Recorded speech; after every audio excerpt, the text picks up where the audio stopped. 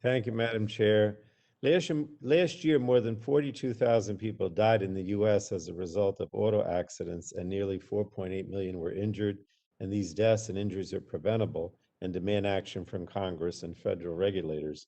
And we're prepared to meet this challenge with a bold vision for safety innovation that will save lives, boost domestic manufacturing, strengthen our industrial base, protect and create new jobs, and grow wages. So in the last session of the House, we passed the Moving Forward Act. That included important auto safety reforms that mandate proven safety technologies that could save 20,000 lives per year. The legislation included the Five Stars for Smart Cars Act, which would have modernized the five-star safety rating and provided consumers with meaningful information about the safety of vehicles. It also included provisions that would have mandated crash avoidance systems and drunk driving prevention technologies. Would have also put an end to children dying in hot cars, prevented carbon monoxide poisoning, and dangerous rollaways of keyless ignition vehicles, and finally addressed glaring limousine safety issues. And so this is our vision to end the epidemic of automobile crashes and save American lives.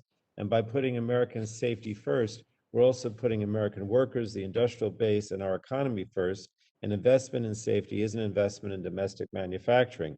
Auto manufacturing is still the largest domestic manufacturing sector, but like many manufacturing sectors, our auto industry faces steady headwinds. Domestic auto production has decreased by 11% since 1994, and during that same period, nearly a fifth of all vehicle and parts manufacturing jobs were lost, and real wages decreased by 22%.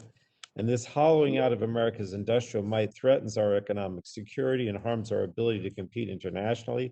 If this century is to be another American century, the United States must harness innovation, strengthen the industrial base, and invest in the American worker. So that's why I'm so pleased that the Biden administration has released a transformative proposal, the American Jobs Plan, to upgrade our nation's infrastructure, revitalize manufacturing, and shore up supply chain. Cutting edge technologies like autonomous vehicles hold the promise of improving safety, expanding mobility, and strengthening our economy. And fortunately, we hold a competitive edge in developing and deploying AVs.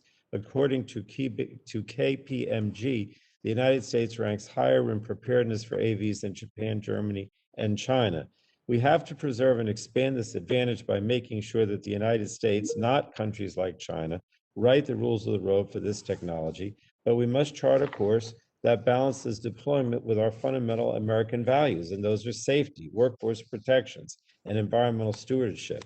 We can't save lives if AVs do not operate safely or adhere to state and local laws.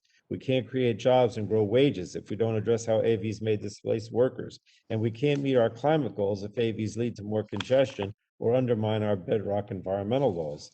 So Congress can bridge these gaps by creating a national roadmap for AVs that establishes robust workforce protections for those whose livelihoods may be harmed by the deployment of AVs, ensures that these technologies are developed and manufactured in the US, and protects the environment, Americans' rights, and safety. So I think we have to act thoughtfully to address all these issues. That's why we're having this hearing today. And I wanted to yield a minute and a half now to Representative Doyle.